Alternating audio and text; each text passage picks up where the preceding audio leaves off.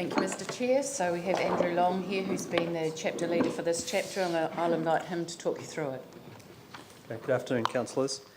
It's been a while since you've seen this chapter. I think last time you saw it was 150 pages, and now it's 59. So it's changed quite a lot in terms of its format in particular. But there's probably only three things of note to talk to you about that's come up through consultation. So I'll just run through those three things. The first one is we've had some people come to us and say when they're repairing or rebuilding units, they need to change the unit plan or the cross-lease plan, and our plan at the moment makes it quite difficult to do that. For subdivision, it would be a non-complying activity to do that, and for land use, there's a raft of bulk and location requirements that you would potentially need to look at and get consent for.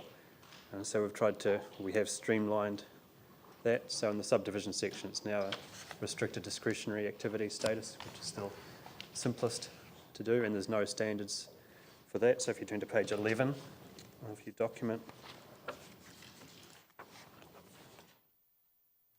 8.2.3.1 RD2.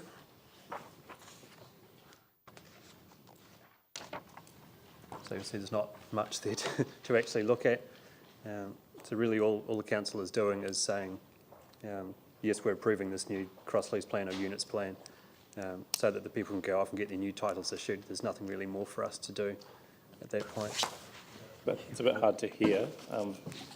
Just what page were you referring 11. to? Page 11. 8.2.3.1. Yeah. And it's RD2. Right. So is it just a technical change of ownership thing? Yeah, what the council doesn't require consent. It's when people have changed the physical building and then the cross-lease or unit plan does no longer match that. Generally when it's sold, people will come back and they want the plan to look like what they're buying, basically. So then they come to us and we amend that plan for them. They can get a new title issued for that unit. Just so I'm clear, it's passed all the other tests that it needs to go through? Yep, by that stage it would have gone through any land use consent to building consents necessary. And so following on from that, there are occasions where you need land use consent as well. So sometimes those repairs might mean that the wall of the building needs to be slightly thicker, or the building needs to be, say, 1 metre to the south, or whatever that might be. So it's not quite, it doesn't qualify as an existing use under the Resource Management Act, but it essentially is the same buildings going back, very, very minor changes, requiring land use consent. So there are, I think in the proposed plan there's 14 different bulk and location requirements that would currently apply. So the proposed rule would limit that to just the ones that we think are important in terms of, I guess, a building that's going back almost the same. So we still want to control height, front setback and recession planes.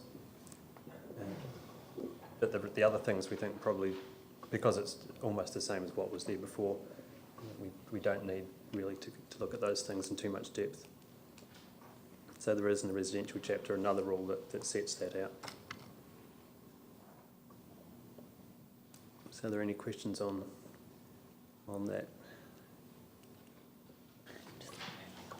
You mentioned the 14 items is related to the restricted discretionary activity, or is the discretionary? Which one you mentioned? It's on the page 12. You mentioned that page 12? Those the 14 items, or? The 14 items that you said. Yeah. So no, that's in the residential chapter. So it looks at all sorts of bulk and location requirements and built form standards. So, for example, one that we're not interested in looking at is site coverage, because it's almost identical. So there's no point in us reviewing that, having the applicant go through all of that and then us considering it. There's also one about landscaping. Again, it's almost an established thing, so there's no point going back over all of those things for a second time. Some of these things will have been consented in the past, or will have been a permitted activity in the past. And so they're in the residential chapter. So the second thing that's changed since this chapter came to you last. In the residential chapter of the existing city plan, the minister included three rules. The first is that you can divide an existing house in two. The second one is that you can allow a family flat to be used for non-family people. And the third is if you have a house that's damaged beyond repair, you can demolish it and put two houses back. The issue with that is that there were no corresponding subdivision provisions, so once you had that, you couldn't really do very much with it other than maintain it in your ownership. So the change is to allow those to be subdivided and sold separately. So where are we making provision for that? So that's page 13 and 14. So on page 13, it's at RD3. That's actually an existing rule, just carried over from the city plan. And on page 14 is table 3, where those specific instances are addressed. And on table 3, it's the three rows with red text with the yellow highlighter. Oh, sorry, 15, yeah. You know how many houses are in this situation? No, I don't. No. So basically, this rule gets around the residential medium density requirements, minimum size requirements for sections. Yeah, these provisions in the residential chapter are limited to which zones they're in. I think it's L1 and L2. So it's not all of those zones, and it's not what is now become residential medium density. And if you look at the table, the residential medium density also has no lot limit. Basically, all this change in the subdivision chapter is doing is, I guess, taking one step further from what the minister has allowed anyway, so that the actual physical effect is already there. What's being added is some lines on a piece of paper and an ability for people to sell those properties. So how do you know if the infrastructure will cope? Well, the infrastructure will have to cope through what the minister has already included in the plan and is operative currently. But wouldn't through the subdivision process you have an ability to assess the infrastructure required? Yeah, there is that ability to look at that.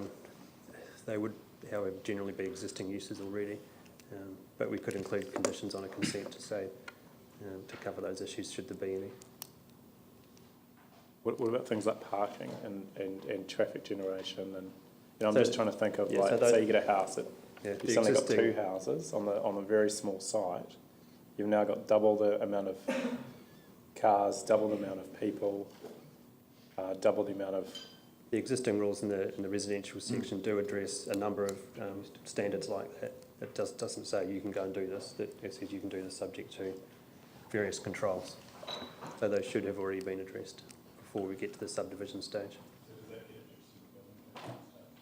They would generally need land use consent to do that through the residential section of the operative plan, and then they could then come back to us for a subdivision consent. So through you, Mr Mayor, just to clarify, the minister has put the land use rule in the plan. So the land use rule is there that says that if, using one of the three examples, if a house has been demolished because of earthquake damage, people are, as of right, able to replace it with two, providing they meet things like car parking requirements. And I think from memory it says that you don't have to meet the minimum site coverage requirement, but you still have to meet maximum heights, recession claims, that sort of thing. And I recall it does expressly, for that one anyway, it does expressly refer to the car parking requirement, so you still have to provide the car parks on site.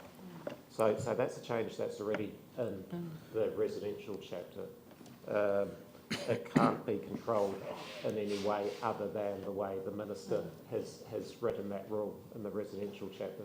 This is just bringing the subdivision provisions in line. So just explain why we have no minimum net area? Because the minister decided that the earthquake recovery objectives of affordable housing and increasing the housing supply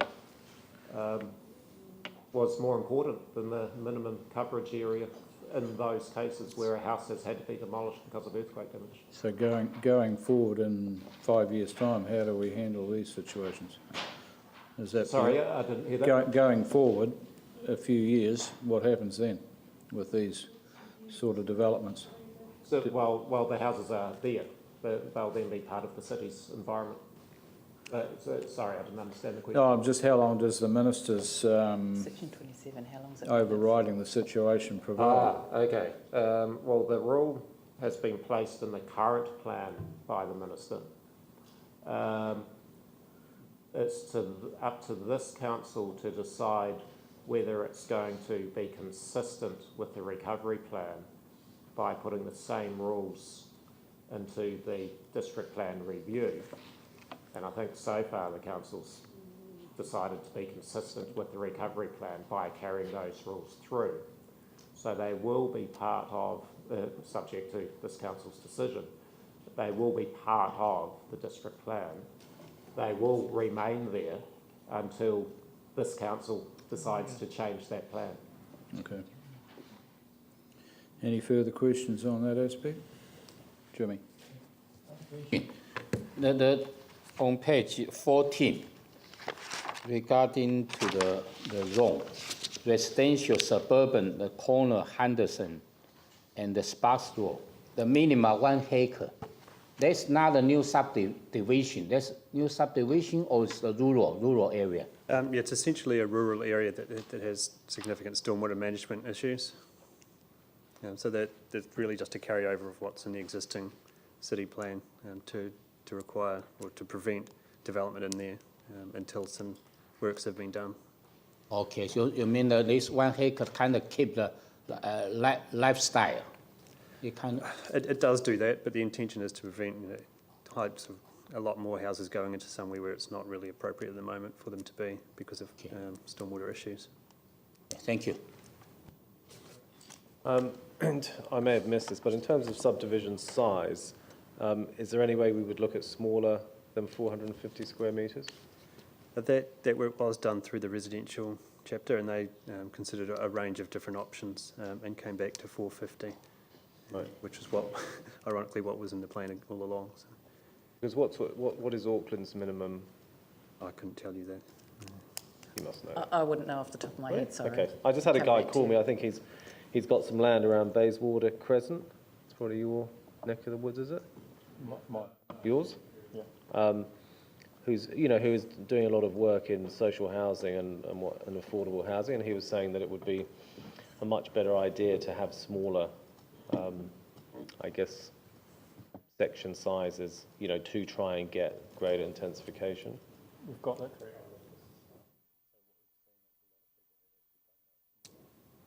What about for just general housing? Well, this is where we've had the medium density zone, you Yeah. recall, it's already been to you. Yeah. So, I mean, we have looked at the residential types and where further densification could occur, and that's come to you through the residential okay. chapter. This might be a question you might like to raise on Friday when that chapter comes back for its final revisions. Okay.